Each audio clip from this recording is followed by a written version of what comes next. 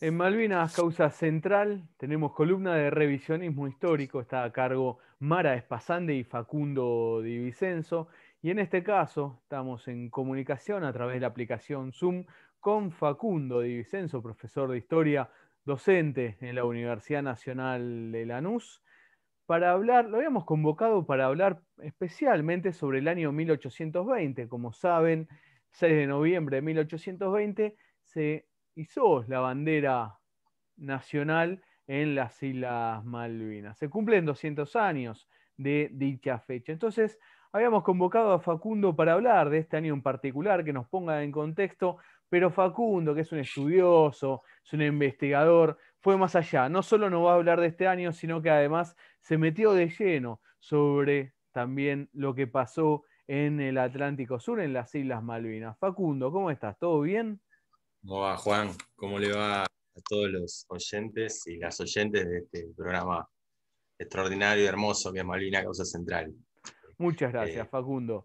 y Bueno, como decía, íbamos a conversar sobre 1820, un año en particular.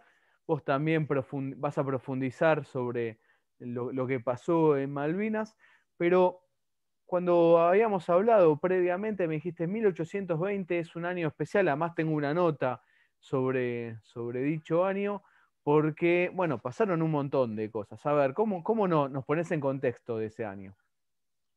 bueno, está bueno. Cuando me lo propusiste, sí, me encendí, por así decirlo, porque me parecieron varias cosas. En un momento incluso el gobernador de la provincia de Buenos Aires, Axel Kicillof, dijo que tenían festejos porque se cumplían 200 años de la provincia de Buenos Aires, con esto de la pandemia, no sé, lo deslizó.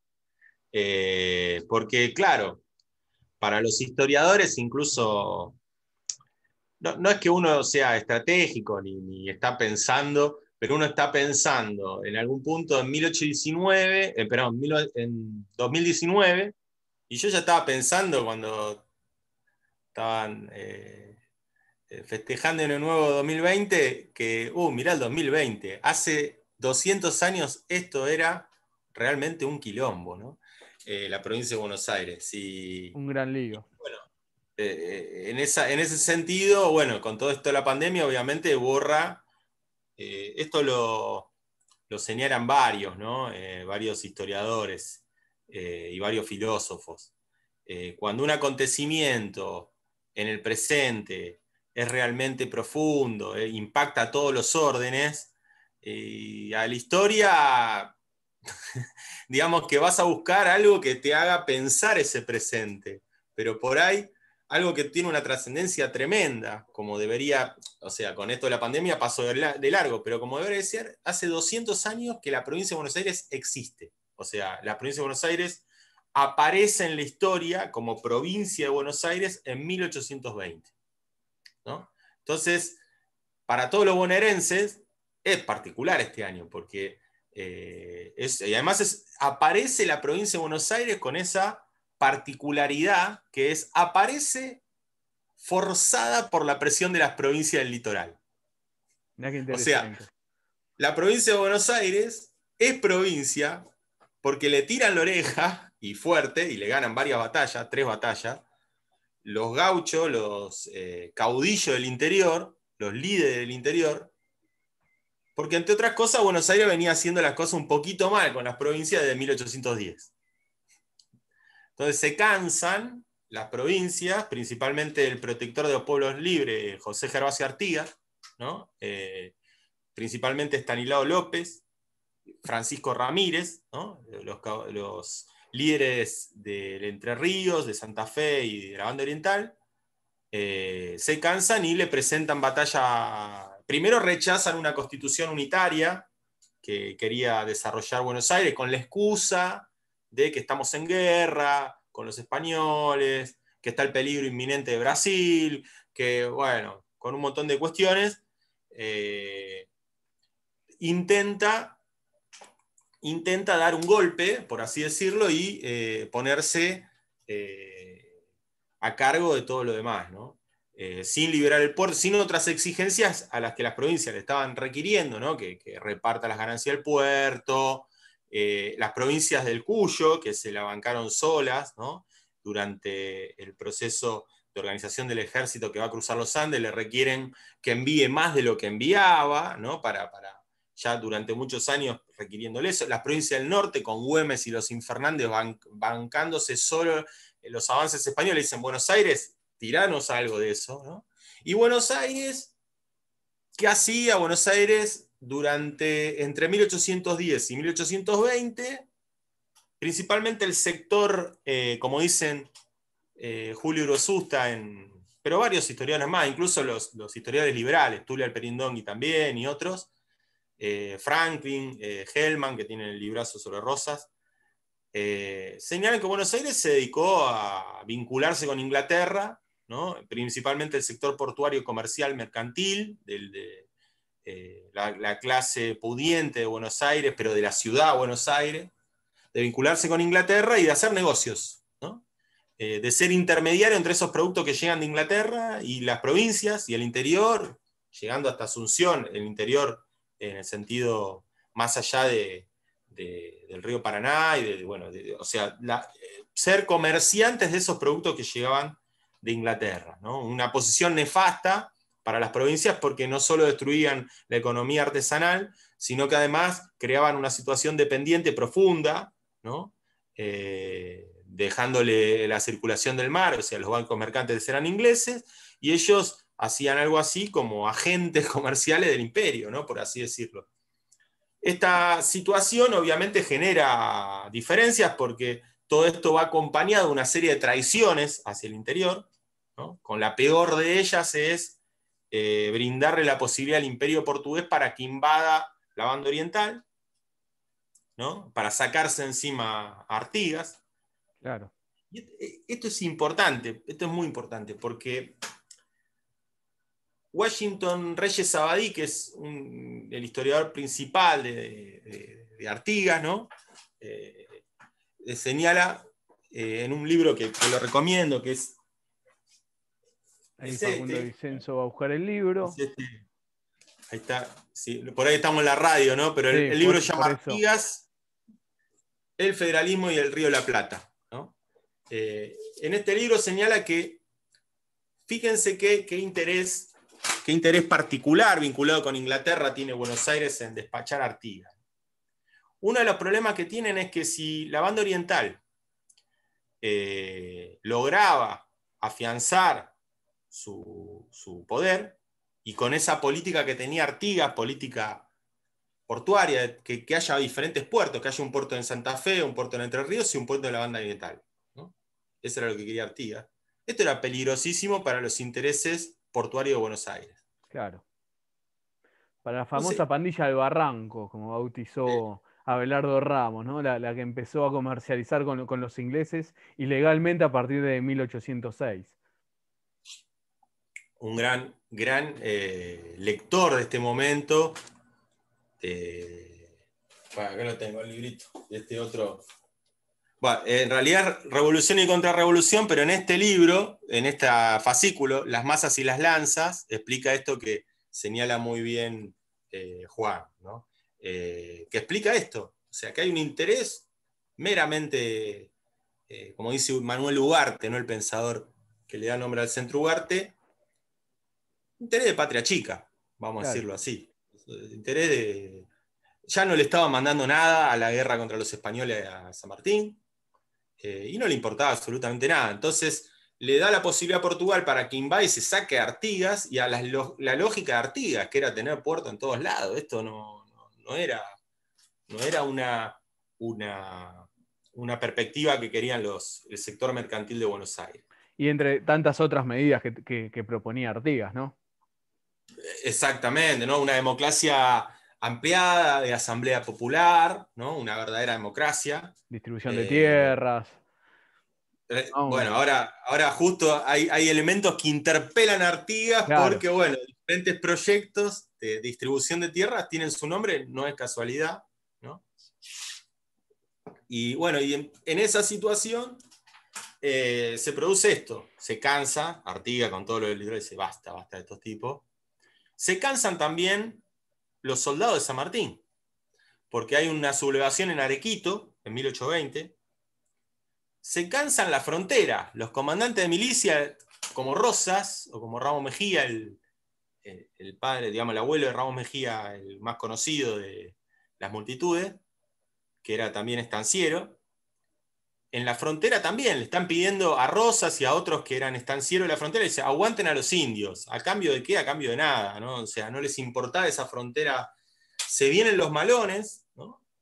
Sublevación en Arequito, Artigas en Entre Ríos, o sea, es el peor año de Buenos Aires, y es un año crítico, ¿no? Entonces, cuando Juan me proponía, me decía, bueno, vamos a hablar del 6 de noviembre, ¿no? De 1820, digo, qué año pulenta, ¿no? Y Claro. en medio de todo esto, la situación, que no es casualidad, que está muy bueno contextualizar, porque no es casualidad que ocurra eso, ¿no? Y ahora vamos a hablar por qué. Bueno, en primer lugar, ¿cómo explota todo esto? Explota con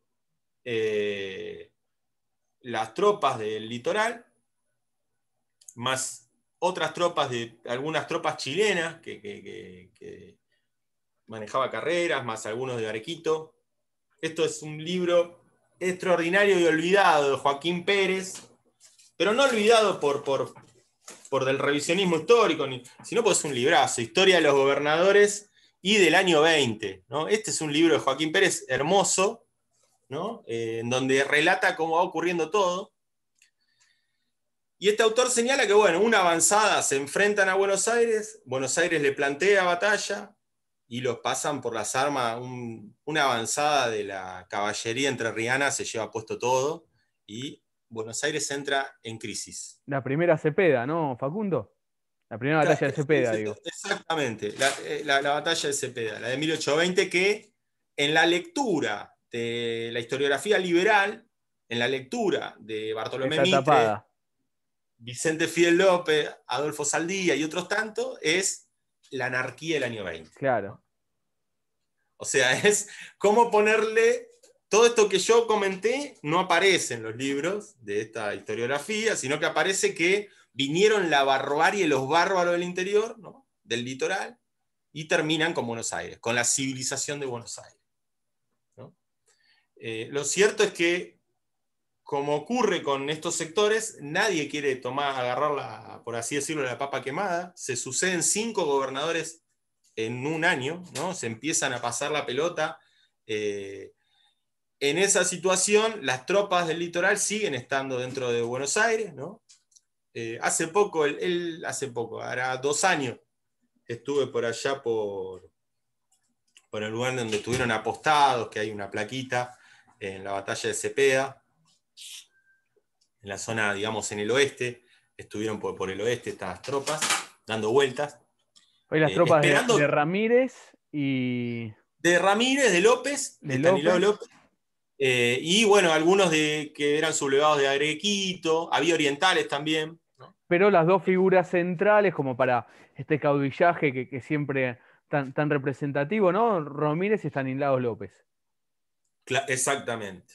Y acá empieza la relación, ¿no? Acá empieza la relación, una relación larga que van a tener Estanislao López y Juan Manuel de Rosas. ¿Por qué? Colapso total del sistema de legitimidad del Grupo Mercantil de Buenos Aires. En ese sentido, no tienen otra posibilidad que mandar al ejército, pierden con el ejército. No tienen nada. ¿A qué tienen? A los comandantes de milicias. Los comandantes de milicias eran hacendados que en una situación de crisis como la que vive la provincia de Buenos Aires de la Revolución de Mayo, se tienen que hacer cargo de defender un territorio que debería defenderlo las autoridades, que en otro momento lo defendían las autoridades del virreinato. ¿No? Las autoridades del virreinato establecen esta lógica de comandancia de milicias, pero también mandaban partidas de españoles para defender contra las tribus enemigas. Esto ya lo hablamos con Juan varias veces. Había malones amigos con los cuales tuvieron un ida y vuelta interminable, ¿no?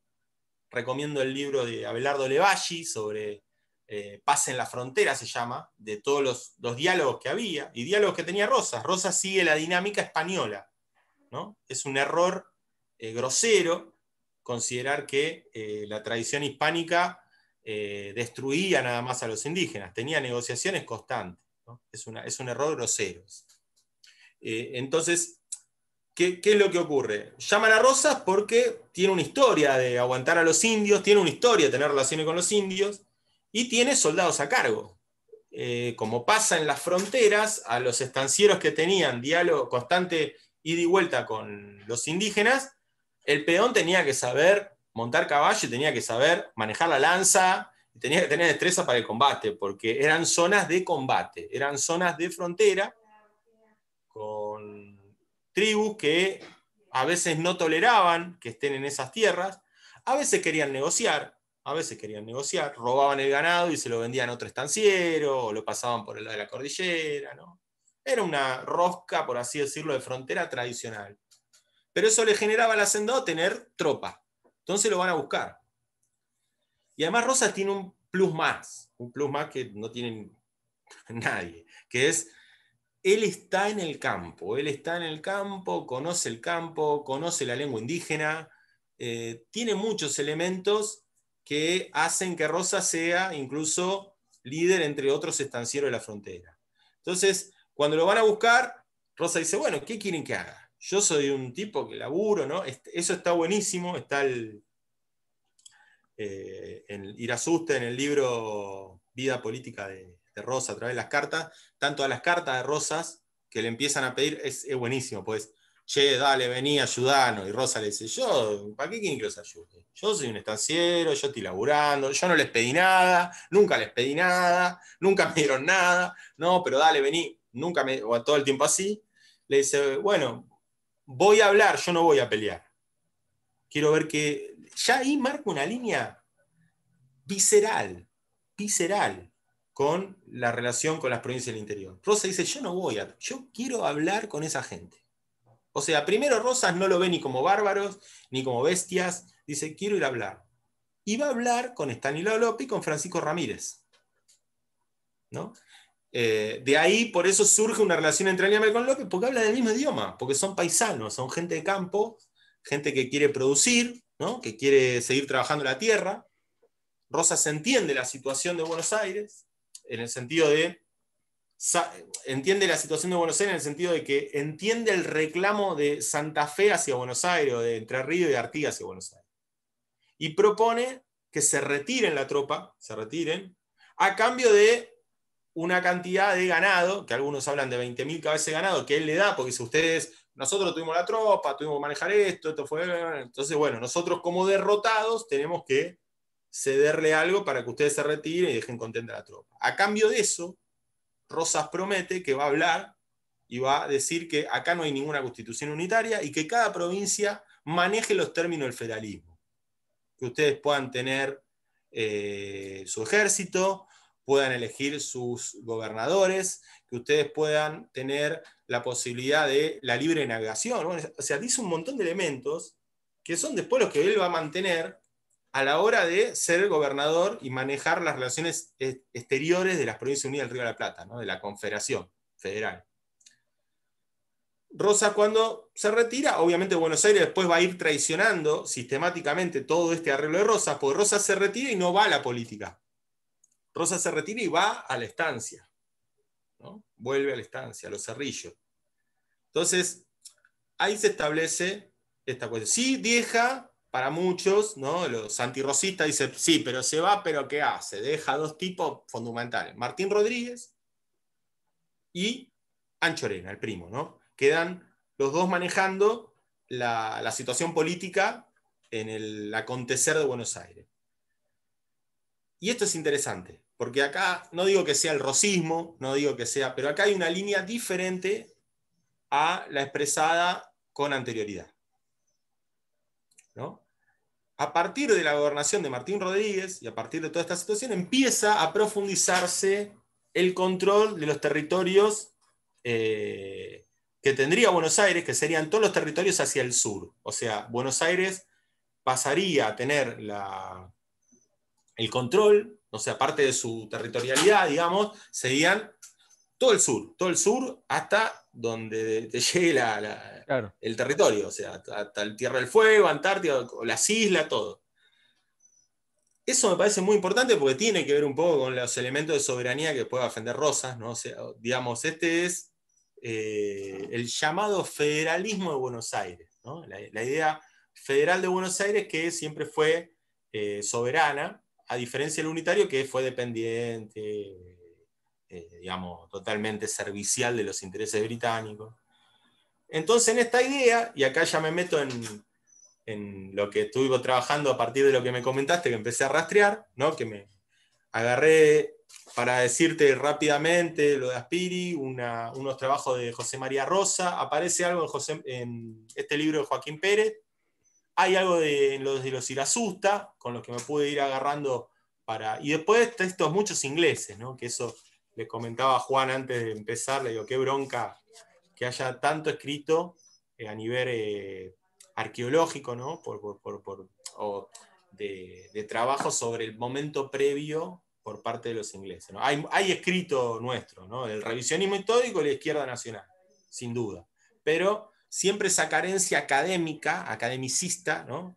De la academia, historiadores de la academia, que hayan se puesto al hombro un tema central como es la soberanía de nuestro territorio. Sí, sí, que se Pero bueno, profundice la presencia ahí, ¿no? Lo que hablábamos antes, Facundo, que era, bueno, mirá, acá están los elementos de cómo te demostramos a través de esta ciencia y de estas investigaciones, de que la presencia de estos pueblos, me refiero a estos pueblos, a las Provincias Unidas, a los pueblos indígenas, a quien fueren, la presencia en las islas eh, mucho antes de la invasión y la ocupación británica, ¿no? Para fortalecer justamente nuestro reclamo. Lo que remarcaba Facundo, recuerdo que hace aquí la columna de revisionismo histórico junto a Mara Espasande, es bueno, que lástima que hay pocas investigaciones, no que no las hay, sino que hay pocas. Entonces, sobre un tema tan importante, para ponerlo en contexto, la disputa territorial más importante y más grande del mundo, ¿sí? Porque no solo por las islas, sino es todo por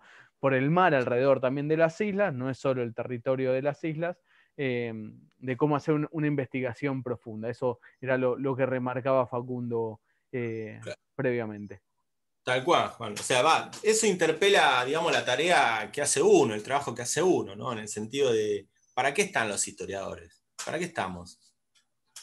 Si no, o sea, ¿para qué están los arqueólogos? ¿Para qué?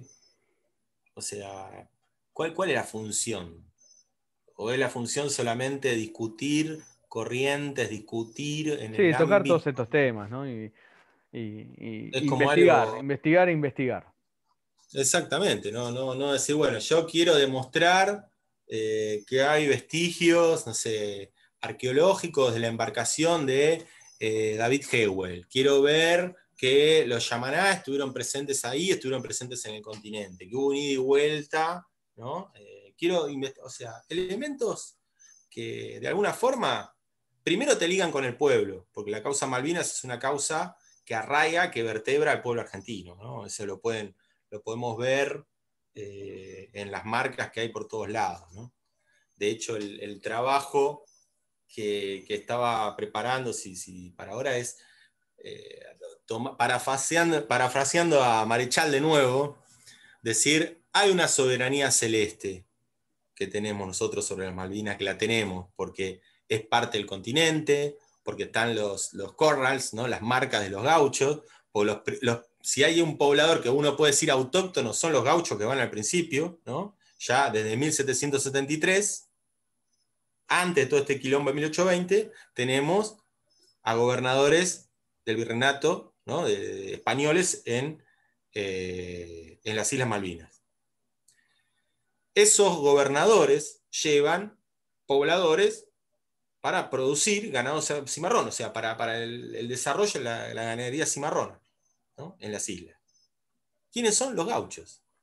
Y el gaucho, ya lo hablamos, no me acuerdo en qué charla, tomando grandes tipos que trabajaron el gaucho, como Carlos Astrada, el mito gaucho y demás, sería que el gaucho, ¿qué es? El gaucho es el ser de estas tierras, porque el gaucho establece un vínculo directo con el suelo, a la intemperie en muchos casos, vive en el suelo, es parte de la naturaleza del suelo, ¿no? Y se dedica a esa convivencia continua entre paisaje y ser humano, se da en estas tierras en el Gaucho. Eso está en el continente y eso está en Malvinas, ¿no? Y el gaucho es, por así decirlo, nuestro centauro, ¿no? O sea, nuestro elemento que nos liga con el suelo, con la memoria y con la tradición. Entonces, hay un elemento celeste que ya de por sí nos vinculaba. Pero ahora, en 1820, a partir del 6 de noviembre, hay un elemento terrestre también. La soberanía celeste, que ya tenemos de por sí, porque es el mismo paisaje en un lado y el otro, ahora también tenemos un elemento terrestre, porque en esta lógica que comentaba recién de Buenos Aires, de hacerse presente, ¿no? Este federalismo de Buenos Aires, como me gusta llamarlo a mí, aparece la idea, ¿no? De Rondó, otros tantos, que dicen, che, mandemos una exploración porque llegan comunicados de los pobladores que están allá. El primero que llega es como se llama Borda, si no me equivoco, que es el último gobernador. Gerardo Borda. Gerardo Borda es el último gobernador español, ¿no? En 1811 deja, ya derrotados en el Río de la Plata, los españoles, llega y pide, como todos estos funcionarios, pobre tipo, ¿no? O sea, che, a mí el gobierno español me debía un montón de guita, yo sé que no es el momento ni el lugar, pero yo Pero, sé, bueno, el gobierno revolucionario se hace cargo, le da una plata y dice, bueno, está bien, o sea, no te vamos a tomar prisionero, te damos una plata, ¿no? Y ahora hay que ver qué pasa allá. Y ahí en esa información Gerardo Borda dice, mirá, está complicada la cosa, aparentemente aparentemente no, el tipo dice, hay constantes conflictos con los que vienen a cazar ballenas y a cazar lobos marinos, ¿no? Que no respetan las autoridades. Tenemos conflicto continuo. Son ingleses, son estadounidenses. Bueno, esto lo anota, Belgrano va a emitir una carta, che, tenemos que desarrollar la soberanía, o sea, Belgrano no tiene, digamos, el poder para ejercerlo, pero dice, tenemos que desarrollar en algún momento una partida de dinero para generar el control de esas islas. San Martín. que además Belgrano también había, digamos, siguiendo la línea, impulsado lo que es la marina, ¿no? Y la creación de una escuela marina, digamos, porque está siempre vinculado. Unas islas sin marina sería imposible. No quiere decir que lo hizo pensando en Malvinas, no, pero sí que tenía una visión geopolítica de país, a eso me refiero. Sin duda, ¿no? Decir en 1811, como Belgrano, a un año de la revolución, decir, che, tenemos que tener control de las Islas Malvinas, es Claro. un diferente a la media de un revolucionario de Mayo, ¿no? Esa juntita dentro de Mayo tenemos gente como Belgrano, gente como Castelli, gente como Mosteagudo, verdaderos patriotas, y tenemos vendepatrias. Claro. Eso lo tenemos que decir, ¿no? Sí, sí. La Revolución de Mayo tiene también a esta pandilla del Barranco, todos nefastos que están negociando y que ni bien se desarrolla la revolución, están estableciendo vínculos con Inglaterra, ¿no? Eso lo tenemos que decir. No Totalmente. erosiona nuestra nacionalidad, porque ese nacionalismo oligárquico mercantil de ciudad-puerto está presente. El nacionalismo patria chica es el que va a dominar las universidades, porque es el que va a crear la Universidad de Buenos Aires, ¿no? Con la avanzada de Rivadavia liberal, Ujú. y va a callar el otro nacionalismo del que tenía Belgrano, que es más federal, más geopolítico, soberano. Bueno, pero finalmente a donde quería ir es que desarrollan entonces, en 1820, además de estas primeras iniciativas que estaban presentes en San Martín y en Belgrano, en 1820 ya es clave, dicen, bueno, vamos a tenemos que tener un tipo que tenga matrícula de corsario, para manejar un barco. Perdón, Facu, porque te interrumpí antes, ibas también a dar el ejemplo de San Martín, no sé si lo terminaste de dar. Sí, sí, San Martín tiene un pensamiento que lo lleva a cabo. Hay un trabajo también, hay varios trabajos, pero hay uno bueno de Eduardo Astesano que habla sobre el ejército de San Martín. pero hay otros trabajos también interesantes, en donde señalan esta lógica de San Martín, ¿no? San Martín tiene un ejército que lo pueden integrar ingleses, lo pueden integrar, o sea, lo pueden integrar negros, esclavos, lo pueden integrar todos, o sea, en el sentido de que tiene una lógica, San Martín, de no importa quiénes lleguen, ¿no? Primero para agrandar el ejército, pero por otro lado él permitía, decía, la gente que llegaba eran hombres nuevos, ¿no? En este sentido es un pensamiento, por así decirlo, napoleónico, ¿no? En la idea de a vos no te hace, no te constituye de dónde venís, sino que te constituye lo que haces en la vida, ¿no? Entonces, en el mismo sentido, dicen, mirá, ustedes tienen presos de las invasiones inglesas, hay ingleses que están prisioneros, y después sí, también están esos que están en las Malvinas, los que Los apresaron presos de por allá, claro. conflicto, esto de los lobos marinos, que hubo conflictos, y la gente que está en las Malvinas, tráiganla para el ejército. Que no cumplan una pena en una cárcel, dice en la carta. Después, en el texto que estoy armando, está la carta, está todo, porque el Instituto San Martiniano laburó muy bien y tiene todo tipeado, todo armado, en donde San Martín dice, en vez de que se pudran, por así decirlo, en una cárcel, tráemelo para acá. Tráemelo para acá y que hagan carrera militar. Sí, ante la Entonces, necesidad de tener tropa, se incorporaba y se ofrecía también a las personas esclavizadas, por ejemplo, sumarse al ejército, bueno, y que cumplían un periodo dentro del ejército, después eran personas libres, bueno, es lo mismo, ¿no? Bueno, los que están presos de su libertad, justamente en una cárcel, que sean parte del ejército. Entre ellos se incluye exactamente. a los que estaban en Malvinas. Exactamente. Y mirá esto es importante para ver toda esta, no sé cómo decirlo, la fantasía esta. No, no tenían idea de las Malvinas, no, tenían. Estoy hablando de dos Claro. figuras clave. Belgrano y San Martín hablan de Malvinas, ¿no? Esto siempre lo decimos, hay que hablar de, y acá hablan de Malvinas los dos. Tienen la idea, tienen la cabeza Malvinas y la utilizan esa idea de Malvinas para intereses nacionales, o sea, ya sea uno para, bueno, desarrollar el control de la zona, el otro para vencer a los españoles, pero tienen la lógica de Malvinas. Y después tenemos esta situación, que es cómo llegamos al control de Malvinas en 1820. Entonces, una vez que se retiran las tropas del litoral, Buenos Aires puede entablar ese control, eh, da la fragata, en realidad la embarcación Heroína, que dicen que era una embarcación que estaba, hay una visión, hay un libro muy lindo que yo lo conseguí en inglés, es de James Dewell, que es un británico que escribe el viaje de 1827, no sé, se llama A Travels of Sur, no sé cuánto, y es el que relata, muchos de los historiadores sacan de él, porque él relata todo este evento, ¿no?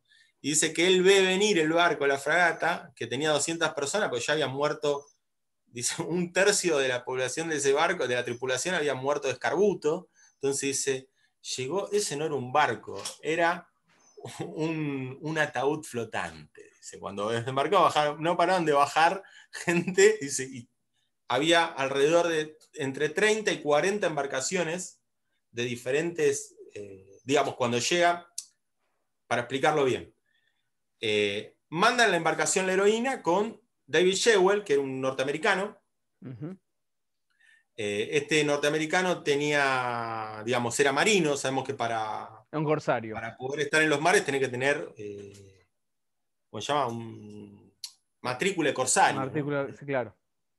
Y él la tenía. Entonces, nosotros tenemos complicaciones profundas en el Río de la Plata, que también la tiene, por ejemplo, tenemos una situación similar con Buchar, con el que hablamos alguna vez, el gran Buchar, Ujú. ¿no? Que es cuando se produce la guerra de la emancipación, no tenemos nosotros una escuela de marina. Estamos empezando a emanciparnos en España y no tenemos, los españoles no nos habían permitido desarrollarnos, y menos en marina, que históricamente es una carrera de las élites, ¿no?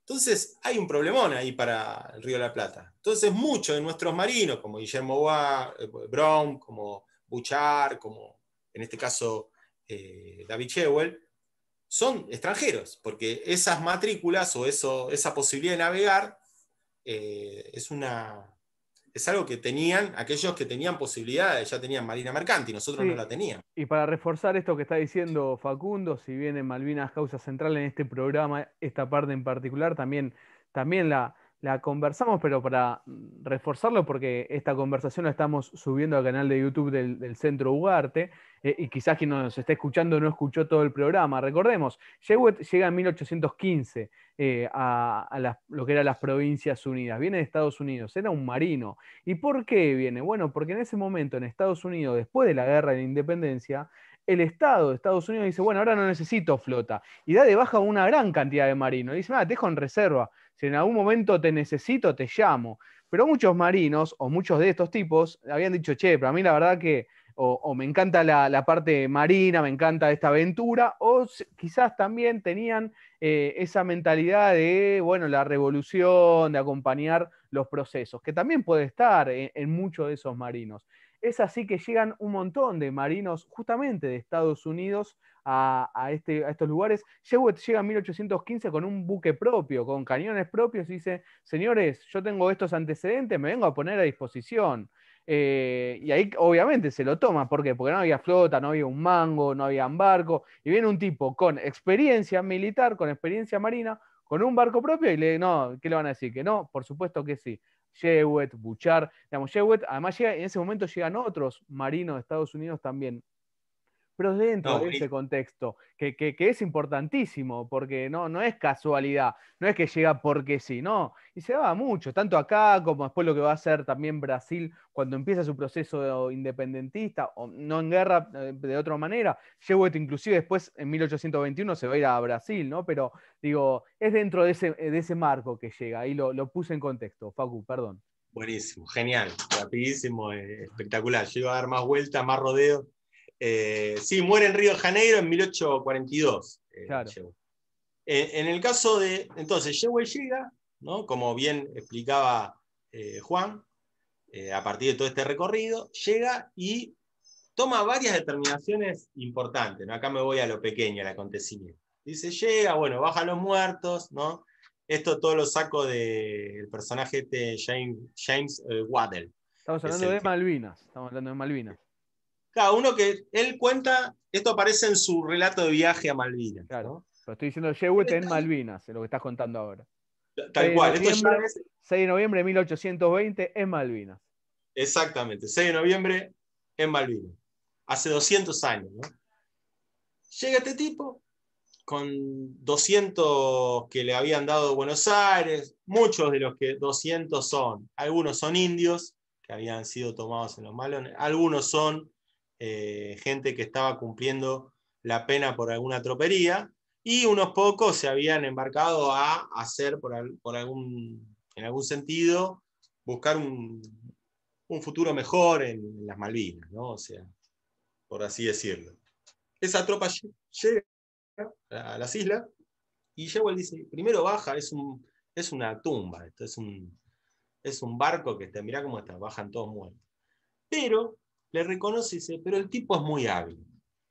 Porque David Jewell, ni bien llega, rápidamente desarrolla, reparte una circular en donde dice que está prohibido cazar ballenas y lobos marinos. Ya así, de movida. El segundo acto que reconoce es iza la bandera argentina, ¿no? Iza la bandera argentina, la celeste y blanca. Y el tercer acto es tira 21 cañonazos, como diciendo, acá hay cañones, acá no. Y James dice, reconoce porque eso generó un impacto muy fuerte en los que estaban en la zona. Dice, y la mitad de los barcos en los meses después de la llegada de Jewell se retiran. ¿No? Entonces dice, este tipo entendía cómo dar señal, ¿no? Los 21 cañonazos no fueron por nada, sino que fueron mostrando de que acá hay cañones, ¿no? Y los otros, si bien tenían, evidentemente estos barcos, algún que otro tendrá algún cañonazo, estamos en épocas en donde el mar está en disputa, ¿no? Y el mar y el comercio están en disputa, pero no eran embarcaciones de guerra, ¿no? Eran embarcaciones que estaban para esto, para cometer tropería en el Caribe, o sea, se convertían rápidamente, si la caza de ballena no funcionaba y la caza de lobo marino no funcionaba, y iban a asaltar algún pueblo cercano a los mares. Eran ingleses, en definitiva ingleses, ¿no? Entonces, en este sentido, lo que quieren hacer, es importante lo que dice, porque Dewey que dice, bueno, tiro cañonazos, acá no se joroba más, ¿no? Y tiene un sentido eso porque realmente le da resultado, o sea, esta es la visión de uno que está en el otro bando, por eso me interesa la perspectiva de este tipo de James Waddell, porque dice, sí, la mitad de los barcos se fueron, y empezamos de alguna forma a decir, bueno, esto, a ver, acá ya no se puede joder de esta manera, ¿no? Bueno, a partir del 6 de noviembre, entonces, se hace efectiva esto que yo comentaba antes, la soberanía terrestre de las provincias unidas al Río de la Plata, ¿no? Por impulso de la gobernación de Buenos Aires, las Islas Malvinas pasan a formar parte con una persona que iba a ejercer las veces, como así decir, de gobernación, sin todavía no tenía el título de gobernación, pero iba a ser una figura institucional de Buenos Aires en las Islas Malvinas, institucional de las provincias unidas del Río de la Plata, ¿no? En 1820. Y esto es interesante porque logra una continuidad, ¿no? Cuando uno dice la soberanía terrestre, esto es la continuidad de un elemento, que acá cito a Martín Fierro, que a veces es importante, ¿no? En el sentido de que lo legal y las leyes universales son importantes respetarlas, pero como dice Martín Fierro, la ley es para todos, pero rige al más pobre, ¿no? Y en nuestro caso, lamentablemente, cuando afirmamos, o por lo menos yo afirmo, y Juan también, que es una usurpación ilegal, que es una ocupación ilegal, no es solamente porque soy argentino y si fuera inglés diría otra cosa, sino porque acá no se están respetando las leyes, ¿no? Y una de esas leyes, entre las millones de leyes que hay, aunque estoy con Martín Fierro yo, eso nos pasa porque estamos, digamos, tenemos una historia de dependencia del Imperio Británico desarrollada desde el Estado Nacional y sus funcionarios, ¿no? Y porque, bueno, nos ponemos en pobre, y si te pones en pobre, bueno, no te va a regir la ley, ¿no? Hay una de las cuestiones que aparece en 1820, que es la del uti possidetis iure. ¿Qué quiere decir el uti possidetis iure? Quiere decir que todos los territorios que eran de el Estado al que vos le ganaste la guerra, en este caso España, pasan a ser tuyos. O sea, lo que viene a ser, por eso hablo de lo celeste y lo terrestre también, lo que viene a ser soberanía de hecho, las Malvinas, el 6 de noviembre de 1820 se consolida. Pero eso ya de hecho le pertenecía, ¿por qué? Porque como comentamos antes, desde 1773, eso ya era dominio español y con gobernación española. Claro. Entonces, sí, Dewey está bien que esté por las troperías que estaban cometiendo las embarcaciones inglesas y norteamericanas, pero ya eso era parte de las Provincias Unidas del Río de la Plata, por este derecho que les comento y que viene desde la época romana y lo ejercen absolutamente todos los estados de la tierra, ¿no? Los norteamericanos, cuando sacaron a los ingleses, se quedaron con todo el dominio inglés. Y después fueron por más, Bolívar. pero eso es otra cosa, ¿no? Eso es otra cosa, sí. Exactamente. No, pero eso ahí no funciona. Ahí Claro. para ellos Ah, no es. O eso fue sea, otra cosa, sí.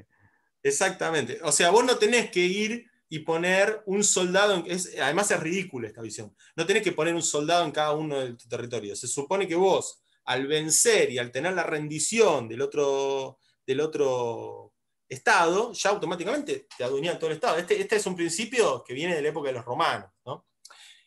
Otra cosa más que me parece interesante para remarcar del noviembre, y con esto ya creo que estamos cerrando, ¿no? El tema, Claro. no quiero sacarle más tiempo, es qué pasa las repercusiones en extranjero. Y esto es interesante porque aparece la noticia en el extranjero. Aparece en Estados Unidos, aparece en España, aparece en Francia y aparece en Gran Bretaña, en el Times. O sea, aparecen en diferentes órganos periodísticos esta situación. Aparece el nombre de David Hewell, esto después yo lo voy a anotar en el trabajito ese, aparece el nombre de David Hewell como el representante de las Provincias Unidas del Río de la Plata que se toma posesión de las Malvinas. Y es interesante que, dice José María Rosa, no hay ningún reclamo. Claro. No hubo ningún reclamo. No hubo ningún reclamo. O sea, lo que se desarrolla es una noticia en donde aparece que se tomó posesión de las Islas Malvinas, ¿no? Aparece esto de que están cometiendo atropellos a los pobladores, que hay una...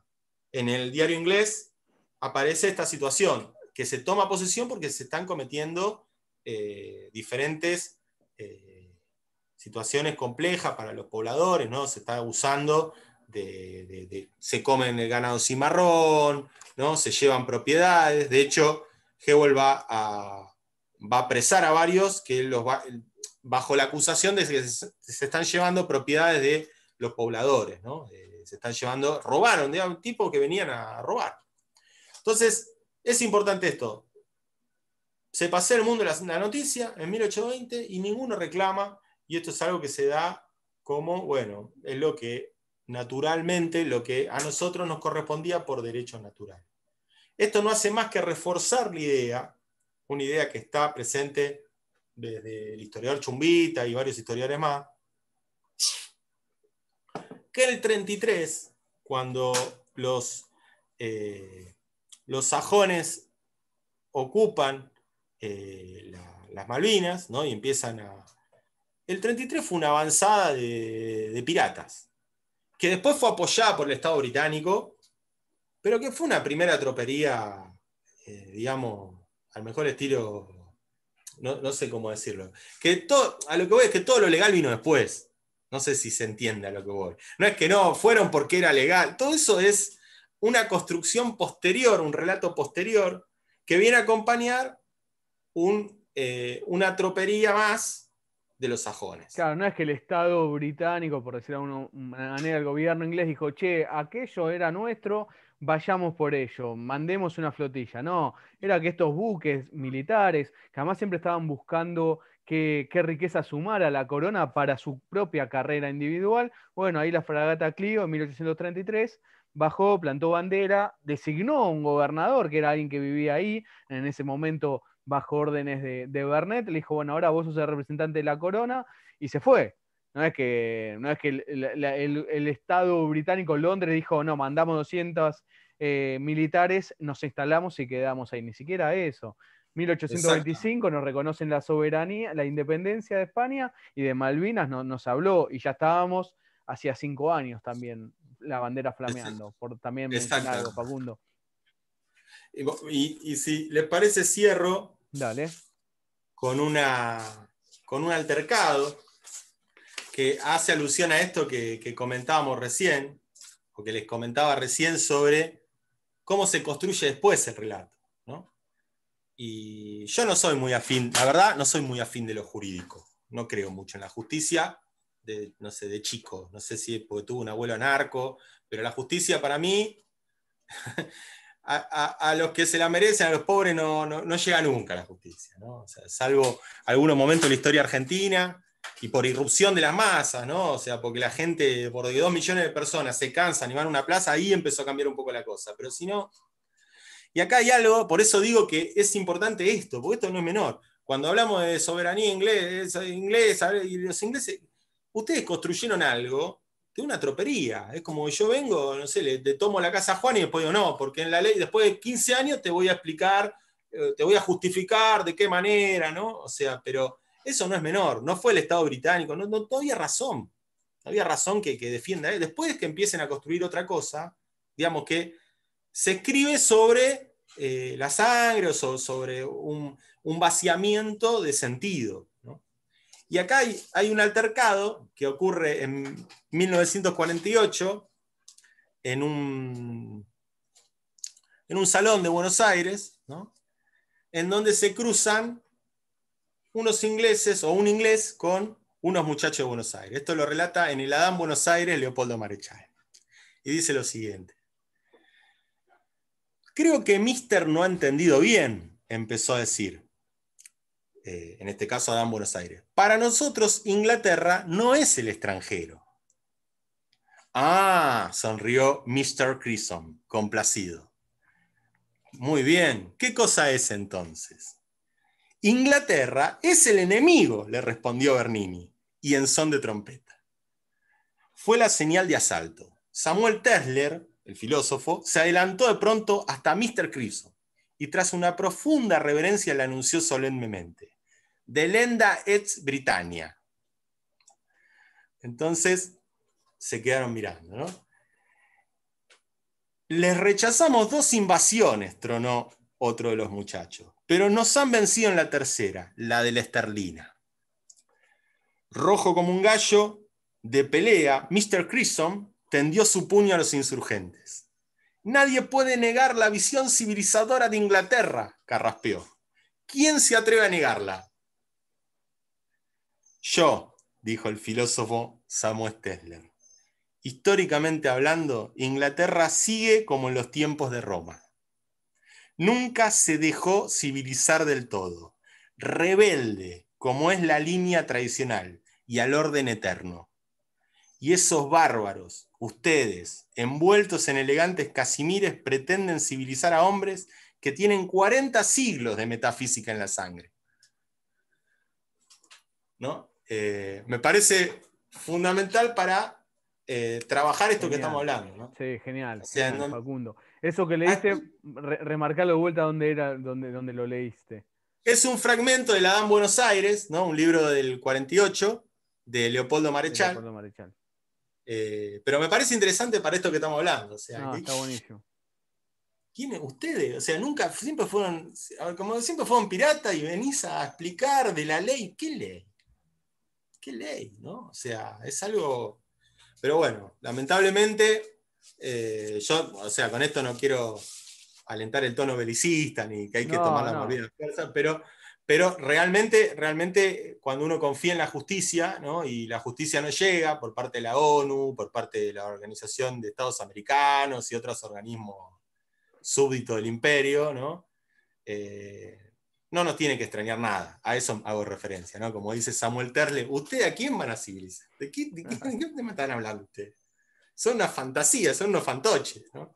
Pero bueno, así que con esto. Excelente para cerrar. Facundo Di Vicenzo hace revisionismo histórico en Malvinas Causa Central. Además lo subimos al canal de YouTube del Centro Ugarte. Facu, un lujo como siempre. Muchísimas gracias. Muchas gracias a ustedes. Un gran abrazo. Facundo Di Vicenzo, Malvinas Causa Central. 2 horas combatiendo la desmalvinización y defendiendo la soberanía.